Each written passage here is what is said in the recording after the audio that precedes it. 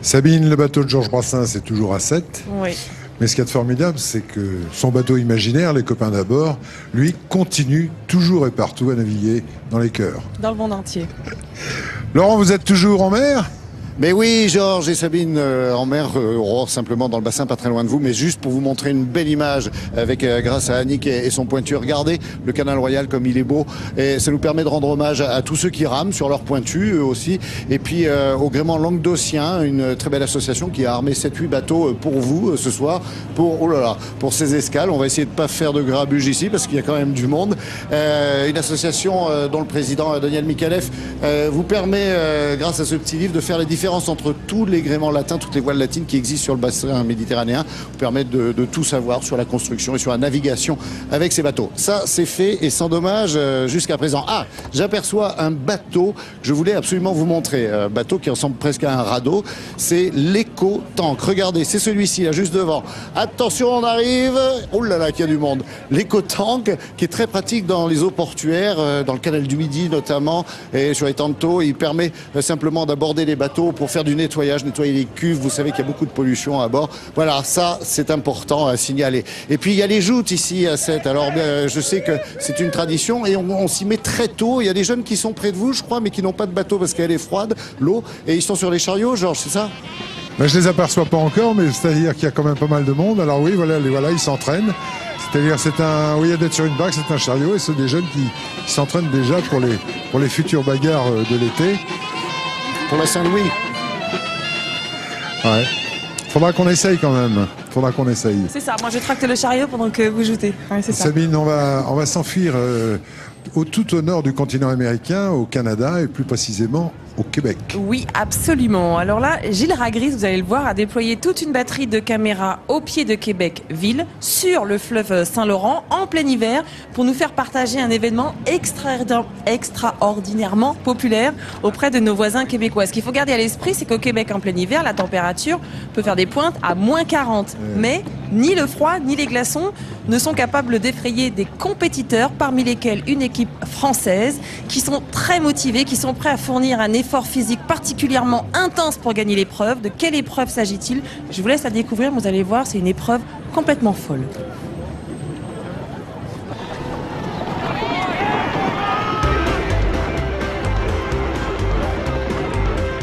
Une course sur un fleuve glacé, en canot, en plein hiver, dans la ville de Québec. Une course qui secoue. Un truc de dingue, à ne rien y comprendre. Des bateaux dans tous les sens.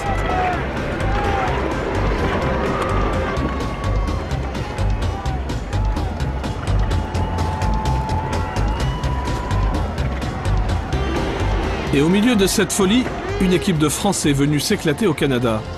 Mais que diable viennent-ils faire dans cette galère ? Pour comprendre, revenons quelques jours en arrière.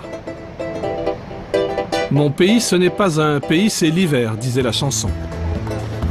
Aujourd'hui, moins 8 et soleil, tout le monde profite du grand air. C'est en hiver que Didier Voindreau, alors jeune Français sac à dos, a découvert le Québec et les courses de canot à glace il y a quelques années. Et il a eu la piqûre tout de suite. Ici, l'hiver, on sait ce que c'est. Ici, il y a la fête, donc la fête du carnaval. Nous, en France, il tombe 5 cm de neige, on panique. Ici, tout le monde roule comme il faut. Ils en profitent, ils font des sculptures, ils font... les enfants, ils ont 2 ans, même moins. Ils sont dans leur luge, ils dorment dans la luge, les parents les promènent comme ça. Moi, je sais que je suis bien l'hiver ici. Didier est tombé en amour de la course. Et il a créé une équipe de France, composée de 5 copains, sportifs de très bon niveau, pour venir affronter les Canadiens sur leur terrain, avec un équipement bricolé pour lutter contre les éléments. Sinon, dans les glaces, les pieds qui se prennent dans la glace, en fait, la chaussure elle reste coincée, et on a le pied qui s'en va, et la chaussure qui reste, et après, c'est dur pour pousser. Il y a les plaguer aussi avec des crampons. C'est des poignes que j'ai fabriquées, ça m'aide à piquer la glace et à avancer.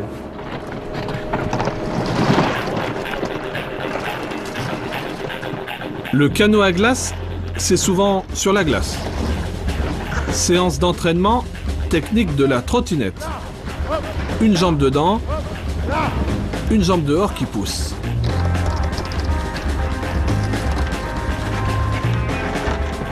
Effort intense, grand froid, risque de chute, cela s'apparente à un sport extrême.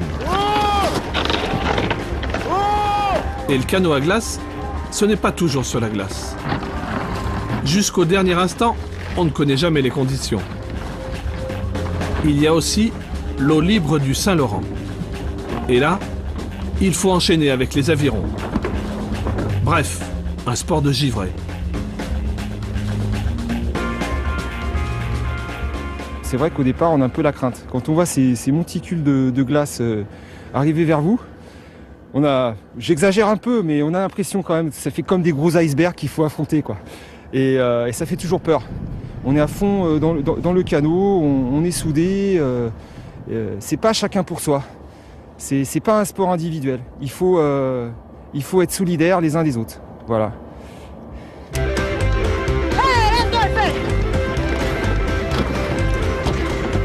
Et voici Catherine et son gang de filles, comme on dit ici. Catherine, c'est celle qu'on ne voit pas. Elle a les caméras sur la tête. Mais on l'entend.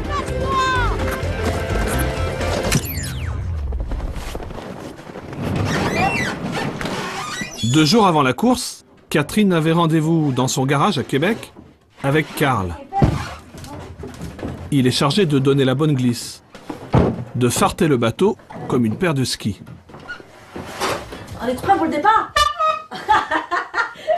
Ah, une précision, Catherine est enceinte de 5 mois, mais elle suit à la lettre les conseils du docteur. Moi, ma médecin a toujours dit on continue ce qu'on faisait déjà, alors moi je faisais du canot, je continue le canot. Karl reste concentré sur son boulot. L'arrière, je passe pour la forme, ça use presque pas. Mais bon, ça peut faire gagner 1/1000. Moi, le canot, honnêtement, là, c'est ma façon de prendre congé un peu des enfants aussi. C'est quand on va faire du canot, on va jouer dehors. Ça prend l'air. On va bouger, ça fait du bien, hein? Qui sait, il faut faire un peu d'exercice. Puis on voit du monde parce qu'on est une équipe. Fait que là, c'est super parce que moi, ça complète là, en une sortie, là, moi j'ai fait mon social, mon plein air, puis mon sport. Finalement, c'est vraiment un bon deal, là, tu sais. Là, je le vois pas, là, il est déjà même presque de tout ça. Pour bien connaître les conditions de course, il faut aller voir le Saint-Laurent. Des fois, là, des trucs, des réunions. À Québec, le fleuve est encore sous l'influence de la marée venue de l'océan. Toute cette glace en mouvement, cela fascine les enfants. Reculez! On joue pas avec ça. Moi, si tu tombes à l'eau, là, ça va être tout un problème de récupération, hein? Tu coules! Catherine pratique ce sport depuis 14 ans. Elle est maintenant capitaine et barreuse de son canot. Elle doit connaître exactement quel type de glace recouvre les eaux. Ça, c'est super. Ça, c'est génial. Là. Ça, c'est solide, là. Une belle plaque solide. Là. Ça va être vraiment chouette demain, là. Donc, de la slush, mais ça se gère bien.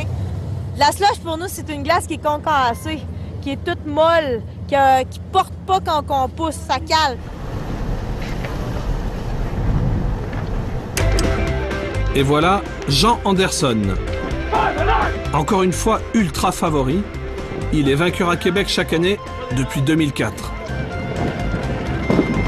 En cyclisme, il y a eu Eddy Merckx, en basket Michael Jordan, au billard Raymond Keulemans et en canot, il y a Jean Anderson. Cet homme est une légende. Il a tout inventé du canot à glace avec ses frères. La technique de la trottinette, c'est eux. Le dessin même du canot, c'est encore eux. Et aujourd'hui, il est resté après ses heures de travail d'ingénieur dans son usine pour préparer la course. La recette de la gagne? Eh bien, de la rigueur et de la rigueur.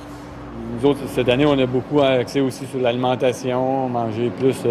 On a révisé notre programme de nutrition pour perdre un peu de poids aussi, parce qu'en perdant, mettons, chacun 5 livres, ben ça fait beaucoup de moins de poids. Et depuis le printemps, avec son équipe, ils ont travaillé sur une nouveauté technique venue de l'aviron olympique, la rame pivotante. Vous allez voir de l'extérieur, mais Il y a comme une boîte pour cacher, mais en dedans, c'est secret. On a changé les rames cette année. Là. On vient d'introduire, nous autres, des rames pivotantes là, que notre machiniste a développées. Ça y a pris, avec les machines numériques, toutes là, les pièces, j'ai à peu près 250 heures d'ouvrage. 250 heures d'usinage pour espérer gagner quelques centièmes de seconde dans les manœuvres.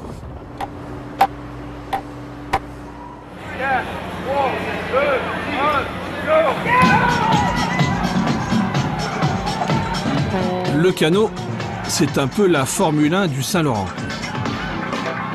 Alors, il faut aussi des qualifications pour décider de la pole position. Eh bien, ça se fait la nuit, dans les rues de la ville, enneigé pour l'occasion. Et cela fait partie des festivités, car la course a lieu en plein carnaval de Québec, le plus célèbre d'Amérique du Nord. Un défilé de nuit par moins 12 degrés, mais cela n'empêche ni l'enthousiasme du public, ni les chars colorés, ni la musique endiablée. Cet après-midi, c'est la traditionnelle course de canot à glace, une activité qui accompagne le Carnaval de Québec depuis 58 ans. Des courses de canot, il y en a d'autres durant l'hiver, mais celle de Québec les supplante toutes en prestige. Alors le stress monte très vite. On va partir bientôt! On a un track du départ, mais après 5 minutes, c'est fini, là. C'est parti. Hop là. On commence à être des habitués, mais c'est toujours impressionnant quand même. Ben, nous autres, on sait bien qu'on est l'équipe qui est toujours l'équipe à battre. Fait qu'on sait qu'un jour, on va se faire battre. On espère que ça ne sera pas cette année. 3 catégories, 3 départs différents, mais tout le monde va se retrouver sur le Saint-Laurent en même temps.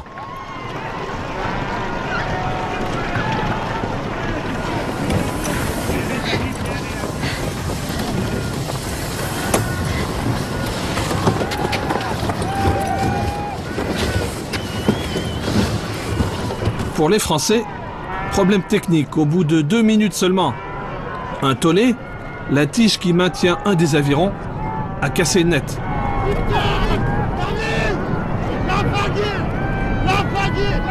Branle-bas de combat, il faut changer de position dans le canot et sauver les meubles avec une pagaie de secours.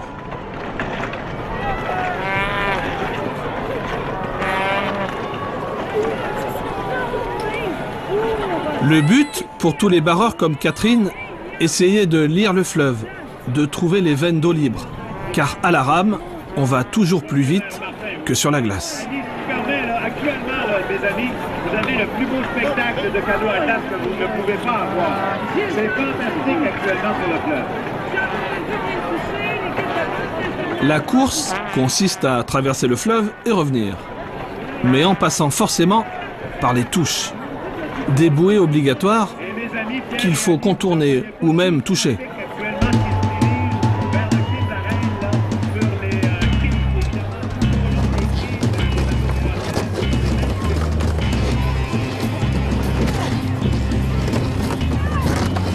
Et là, ça devient un sport de contact. Tous les coups sont permis, ou presque.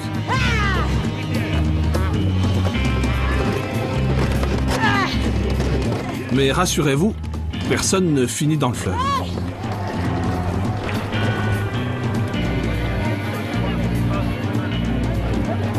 Jean Anderson, parti en 6e position après des qualifications ratées, a vite retrouvé la tête de la meute.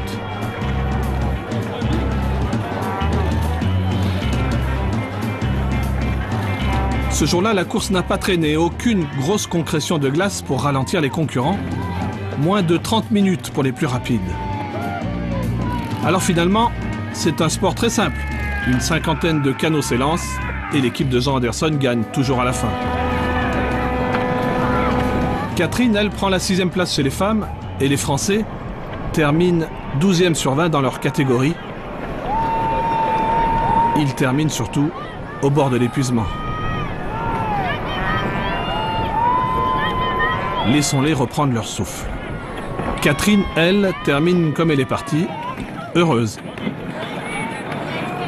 Peut-être avec un peu plus de force physique, on aura encore plus drivé, comme on dit, mais non, je pense qu'on est pas mal contents. Les super mamans, là, ils étaient en super action.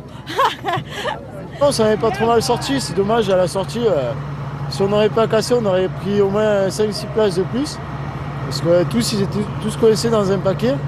Et moi, j'avais trouvé une ligne d'eau sur la droite, donc c'était pas mal. Mais bon, cette fois, on n'a pas eu de chance, donc c'est comme ça. Jean Anderson sur le podium savoure, intérieurement. Très belle course. Il se projette déjà vers d'autres courses. Car d'autres courses il y aura, tant que la glace envahira le Saint-Laurent en hiver, et tant que les hommes rêveront de courir sur l'eau.